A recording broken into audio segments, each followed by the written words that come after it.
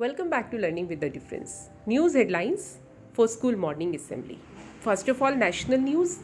Good ties with India not possible until Kashmir issue is resolved. Pakistan Prime Minister. How to tackle Ukraine crisis key point in PM Biden virtual meet. First ever made in India commercial aircraft to start flying tomorrow.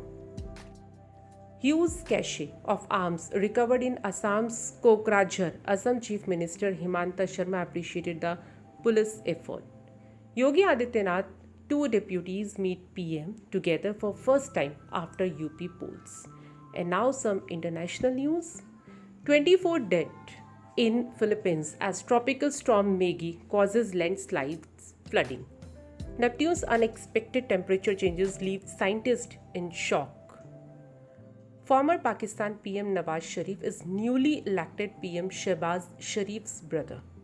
Sri Lanka PM, in address to crisis hit nation, explained why money ran out. And now some sports news.